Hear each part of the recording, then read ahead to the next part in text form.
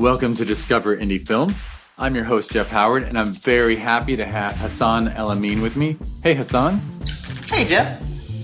We are on Zoom, even though we're actually close to neighbors, I think, right? Yeah, I don't live very far from you. I'm in North Hollywood, so. You're North Hollywood, I'm Sherman Oaks. Yeah. And as a native Angelino, I feel like the whole world should know that North Hollywood and Sherman Oaks are neighbors, but I might be a little egotistical there. That's right. My whole career is dedicated to putting North Hollywood on the map. So that's what I'm trying to do. I've got a book to tell you about after we finish recording. But Hassan is talking to me because if you listen to the last podcast, you'd know, but he wrote and directed and produced a film called The Strong Box, which was a short comedy horror film that was a film invasion Los Angeles in 2021. Took home 2 awards. It took home the Audience Award for Best Short Horror, and it took home the Filmmakers Award for Outstanding Acting by an Individual for your lead actor, Joseph Fox. So, golf clap, bravo for a well-made film. Thank you, and hats off to Joseph Fox. He's really talented. Excellent. Great job by you casting a stand-up comic to be the lead in your film. And for anyone who wants to hear all about that film and Hassan's creative history, listen to the podcast before this one.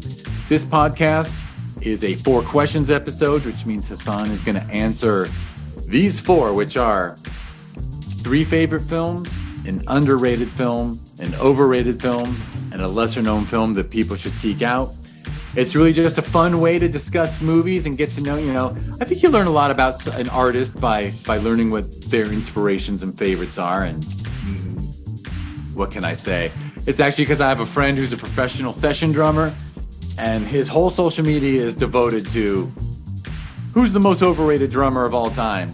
And then people start answering, he tells everyone, no, it's Neil Peart. So anyway, and that blows up. But anyway, he inspired me to do the same thing with film. So okay, I will shut up and let you start answering. Do you want to tell 3 of your favorite films?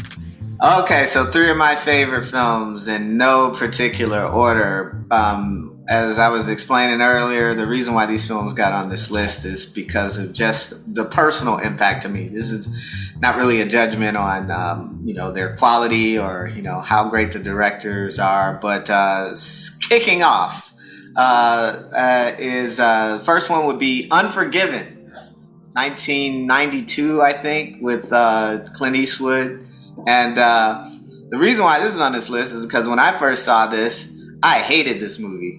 I didn't get it at all. I didn't understand it at all. And I was wondering why the hero is so downtrodden and not that good at what he does and all these kinds of things. And just, I didn't understand this movie at all. But at the time, I hadn't seen a lot of his earlier works, like The Good, the Bad, and the Ugly, Fistful of Dollars, a lot of his spaghetti Western films that he had done, where, he's the tall, good-looking gunslinger that comes in and, shoots the bad guys and gets the girl. And it was just, very, almost cartoon, very simple one-note version of a film. And then he does Unforgiven, which is a comment on all that earlier work. And so at the time, I did not know that. And when I saw it later, and also just a different time in my life, I'm a little bit older, and I can appreciate the languid pace of it, the soundtrack, all of the different characters that are also archetyped from other Western films, but kind of turned on their head. I just really was taken by, going from a film that you can despise to now it's, one of your favorites. And then the next film is One Flew Over the Cuckoo's Nest. That's Milos Forman, I think it is, 1975. And I was like, I had never seen a film that started off so lighthearted and got so heavy at the end where, spoiler alert, it doesn't end well for the lead of the film. I was blown away. I'd never seen that before. Didn't know you could do that in a movie. And so I was really impressed with that. And also, it was early on in the careers of a lot of people that were in it. So you got to see Danny DeVito when he's much younger, and you know, just a lot of these actors, you know, getting their Christopher start. Lloyd. Christopher Lloyd was in it. Yeah, just a really impressive cast. Yeah, it's just very interesting. And then the villain of the film is a nurse. Like, nurses are good people that help you, but no, it's like, it was incredible. I really like that movie. And then the last one on the list would be 1992, also same year as Unforgiven, I think. Malcolm X. It was a Spike Lee movie. And that just hit me on the level of, man, I was, I grew up in the 90s, and I had, and so the airways was a lot of like hip hop and Public Enemy and KRS-One, and a lot of, you know, rappers talking about consciousness and empowerment for Black kids. And, you know, I was really taken by that. And the novel that kind of was most important to me at that time was an autobiography of Malcolm X. I was a young man in Detroit. I grew up as a Muslim. And so it literally was, you know, my life and my experiences on the screen. And that was one of the first times that I had that experience. And so it was just impressive, you know, the impact of seeing yourself and being seen was just so important to me. And, you know, you had great performances by Denzel Washington and Angela Bassett and all these other people. And just, you know, it was an epic in scope. And, you know, it just, hey, it hit me like a lightning bolt when I first saw it. So that's my list of the three. Well, that's a great list. And I just want to add, like, yeah, I'm so glad you put Malcolm X on there, because the autobiography of Malcolm X, I think, is an amazing read. Yeah. And to my deficit, it was because it was assigned to me in a class in college, actually. Right. But the fact that Spike Lee did such a strong adaptation on such an important book, I just think is a gift to the world. Yeah. And and just just the journey. I mean, the journey from the book, you get that same journey from, you know, poor kid to street hustler to, you know, minister to finally, you know, where he ended up. And then, you know, his assassination. It was just an amazing book. And the funny thing was, when they, you know, I guess they had first tried to do this project many years ago. I think one of the big name directors attached to it was Norman Jewison, who had done A Soldier Story. I think early on they had, instead of like a Denzel Washington, they were like, who's the biggest Black male actor we have at that time? And at that time it was Richard Pryor. So Richard Pryor was almost Malcolm X, and it would not have been the same movie at all. So I'm glad that Spike Lee got involved and it ended up where it did. But absolutely incredible. And also, interesting thing about your list is 2/3 of the films are based on amazing books. Right? Cuckoo's Nest, yeah, amazing book. Yeah, absolutely. And I'm so glad you included that film too, because that film rarely gets mentioned in this podcast, and that film's just must viewing for anyone who loves cinema. Must viewing. It's it's so unique, especially at that time, that films of the 70s are very daring and interesting and unique, and that was right along with many of the others, Easy Rider and, you know, all those others. I mean, it's just incredible. So it had to go on the list. But I also have a horror list for those. You want to do your horror? You can throw in your horror list. I have a horror list too, because I am very interested in horror, and I don't want to discount that. But that's so starting off with The Thing, 1982, John Carpenter had to be on this list. It's that movie just terrified me. It was terrifying. It was interesting. It took you into this whole new world in the Arctic that I'd never seen before, and was very interesting. And I think the best films for me do that, and I hope to do that with my own films, is really not only entertain but educate and really, bring you into this, interesting world. And it was great. It was terrifying. The effects were great. They're still great now, I think. CGI doesn't quite match the artistry that, hand, crafted effects can do. But it's still amazing. And then second on the list is Halloween. It's just that simple, weirdo stalking story that, it was just, and I really like these horror films that start off as,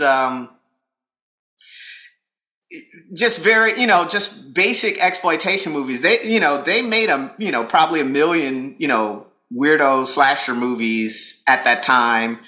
But this just kind of elevated it and really boiled it down to not so much the blood factor, because it's not a very bloody movie, but just the creep factor and just the, it gets under your skin. And so I really love that about that movie. And then last on the list is The Exorcist. And I didn't see The Exorcist until, I think it was around the time I kind of first got to LA, and it was at the Cinerama Dome. I don't even know if it was the ArcLight at that time. It may have been, but they showed the version you've never seen is what they called it. And there's a moment in the film that I guess wasn't in the original theatrical release, but there's this big scare, and then the movie cuts to black, and the audience sat there. It felt like, 10 minutes. It was probably only like a few seconds, but we were just in the dark screaming. And I just thought that was just the greatest communal experience for moviegoers. And that's, a plug for the theater experience. And, that's what you don't get at home on Netflix, is just being there together and all feeling the same way and experiencing the same thing. And yeah, that was amazing. I got to say, I appreciate your list a lot because I'm a John Carpenter. I grew up a non-horror person. Like I grew up in the 70s and 80s, and that's when it was pretty much a slasher, and it was like kind of dull, the slasher thing. But John Carpenter, you got two-thirds of your list is John Carpenter, and I swear to God, I was not a horror guy, but I saw every John Carpenter movie in the theaters. Opening weekend, because I just knew he was going to deliver. I just thought that guy's just flawless. Yeah, there's a list somewhere I saw of filmmakers. I forget what they call it, but who've made 5 films consecutively. That were all like just masterpieces, and he's on that list. He's just he is, and I think I mentioned to you we got a 15-year-old in my household, and she loves horror, so I actually watch horror with her all the time. Yeah. And after watching Insidious and The Conjuring and stuff, I looked over at this kid. I think she was actually 13 or 14 at the time, and I said, I don't care what you want to watch next. We're watching The Exorcist, because you are seeing all these demonic possession movies, and you haven't seen the reason people are making these movies. The reason. And The Exorcist is amazing because it's such it's not even a horror film for the first. No, it's like this fascinating thing with archaeology sites and all kinds of stuff. And one of the few horror films to get like mainstream attention, like it made, all kinds of money. It was a conversation that everybody was talking about. It got awards, nominations, and attention. And it's but any film, when it hits you on that level, it doesn't matter what genre it is. So anybody can love horror as long as it's a great film. Doesn't matter. And props to it because it holds up. A lot of films, I admit, like when you are raising a kid, you say, oh, you got to see this. And then you watch it with them and you're like, oh, I had some rose colored glasses of remembering this. Yeah. But, in spite of, it's really not dated, but the Exorcist. Yeah. She was like, that was a great movie. That was great. Yeah. Like she liked it as much as all the modern horror. Yeah. Well, the same director that remade Halloween, and to me, didn't quite do as great a job is remaking The Exorcist. So I'm not. I just made a face like someone just stabbed me in the foot. Oh, So I just stepped on a tack. I do not like the idea of The Exorcist, but that's just me being a purist. What can I say? Yeah. At some point, they're going to remake The Wizard of Oz and Gone with the Wind and everything. So it's all going to happen. There's going to be a special version of the Disney Channel where like everything is remade. Yeah. And they'll do a live action version of every animated film and an animated version of every live action film, and we're going to have 17 versions of Star Wars. But that's right. That's right. All right. Well, your next question number 2, is an underrated film. An underrated film. So an underrated film, I think, is well. When I thought about the overrated and underrated, they kind of pair together. So the underrated one, I think, is Solaris, Steven Soderbergh's version. I'm not sure when it was. Was that I think that was in late 90s or 2000s. I can't remember, but I really liked it, and I don't think a lot of people liked it. I don't think a lot of people saw it, but for me, it just hit me in.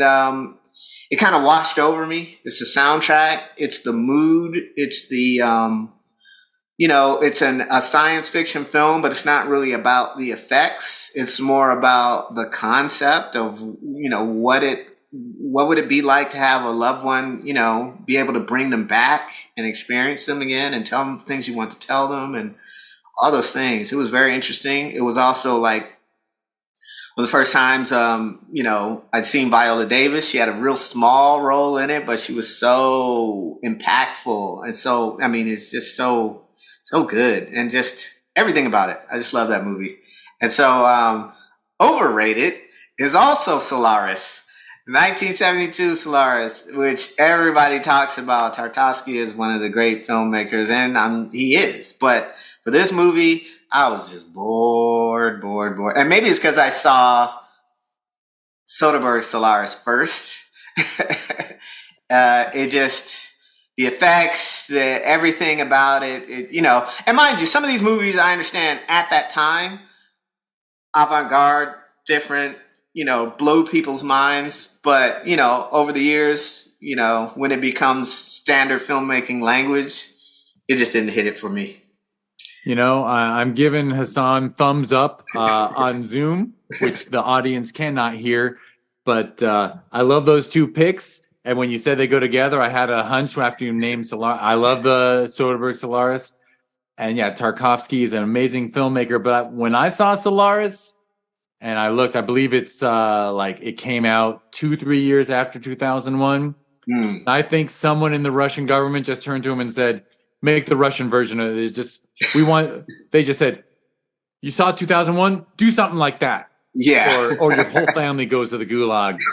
and I think he made it intentionally as many boring traffic scenes as he could put in. I think I got no proof, and I've done no research to back up this theory, but just watching the film, I'm like, he tried to make this bad because he was forced to rip off 2001.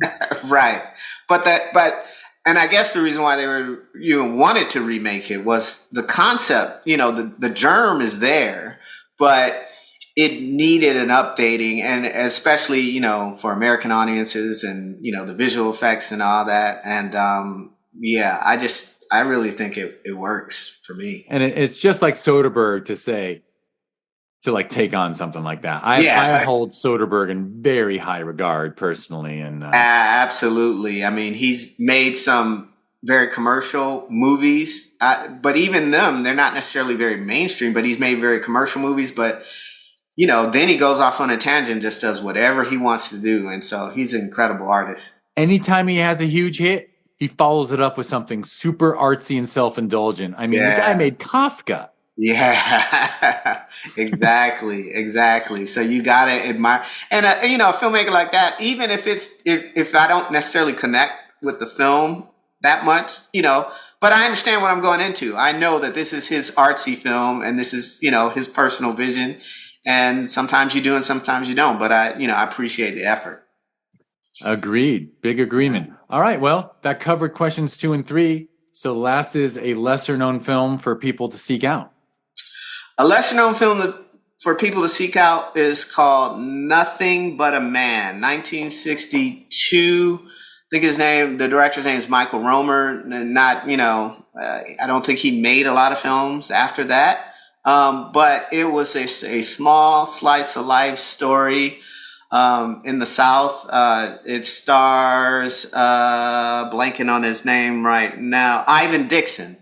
Ivan Dixon, who I knew from the Car Wash movie in the 70s, but he's just a guy working on the railroad or something like that, and he meets a girl, and they hit it off, but it's set in the 60s and it's set in the South, and so racism plays a part in the film, but that's not what the film is about. It's just this small slice of life story, and a lot of times,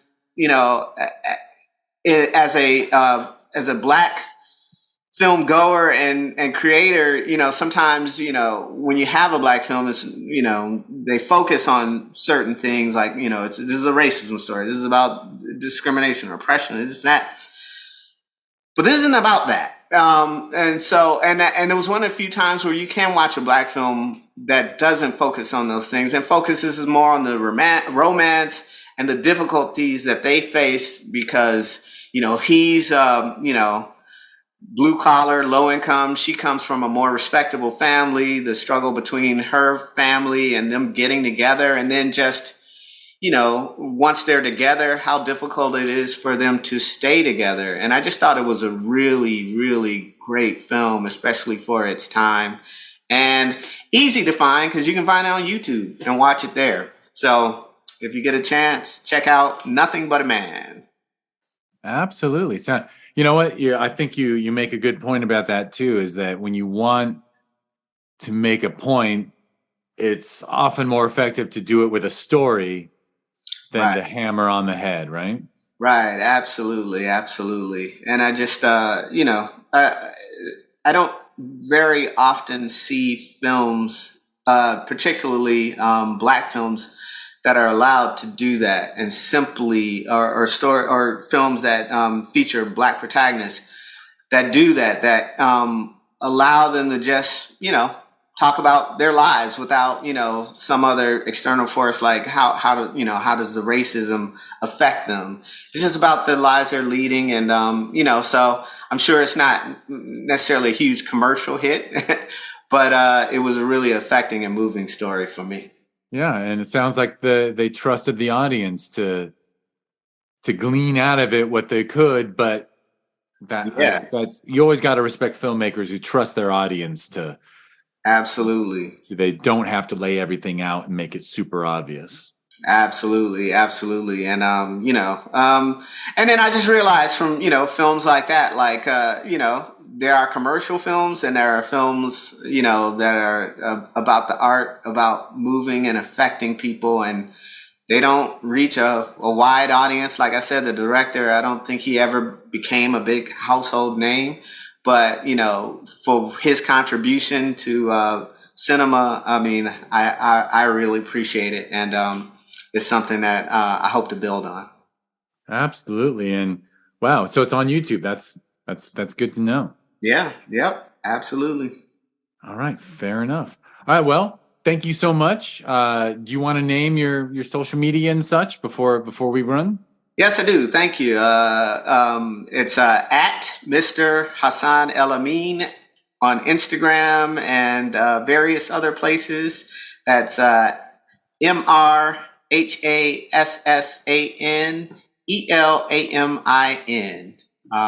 And you can find me all on those platforms. And I promise there will be a clickable link in the show notes of this podcast for people who want to just click on it and check it out. Very cool. Now I will go on my closing, not rant, but I'll name some things. First of all, thank you everyone for listening to the Discover Indie Film Podcast. This podcast was born out of some film festivals. including the film festival that Hassan's film, The Strongbox, was in, where it won 2 awards. So I'll just thank you for listening. If you like and subscribe, that'd be wonderful. And if you want to learn more about this podcast, and there's actually a TV series that was born out of that's on Amazon Prime Video. You can just go to discoverindiefilm.com, and on social media, it's at DIFwins.